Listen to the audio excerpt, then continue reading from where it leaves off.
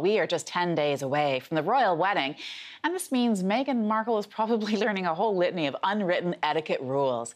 Joining us now to tell us just how princesses should sit, dress, even speak, British etiquette specialist Grant Harrold, best known as the royal butler. Of course, he's worked in the household of Prince Charles and his wife and Princes William and Harry. Thanks for taking time to speak with us today, Mr. Harrold.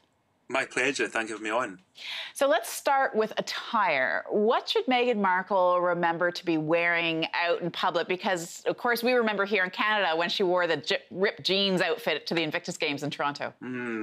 It's not a very good look. I mean, it's fine in private, but the reality is you wouldn't see other members of the royal family wearing ripped jeans. So when she joins the family, these are the kind of things we'll notice. I'm not saying she won't wear ripped jeans, but certainly when she's doing public things, we'll see her dress appropriately. Lots of interest in how she actually dresses. Of course, there always is in the royal family. But what do you think what tone do you think she's been setting ever since the engagement?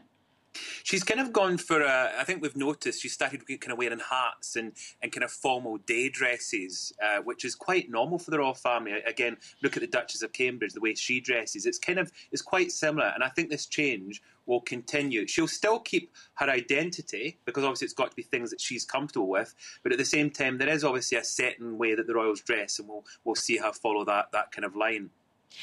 Also, an interesting comparison between the Duke and Duchess of Cambridge and Harry and Meghan is that you don't see a lot of physical interaction, if any, really, between William and Kate.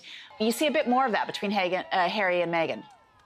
I mean, with the royals, I mean, over the years, there has been, obviously, pictures where you see them being affectionate, even in the Queen and the Duke of Edinburgh. There's been occasions when you might see them holding hands or something. So it's not seen. It's not normal. It's not rare that we see this all the time.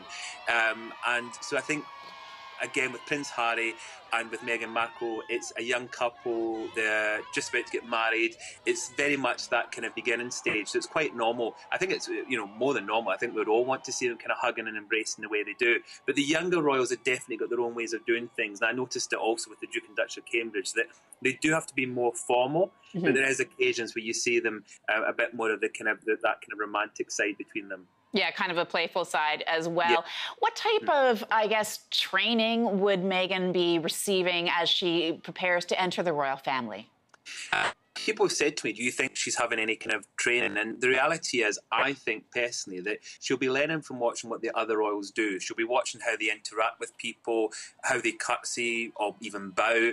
These are the kind of things she'll be watching and learning from her future in-laws. I mean, she's got a wonderful future sister-in-law, the Duchess of Cambridge, who had to learn this herself.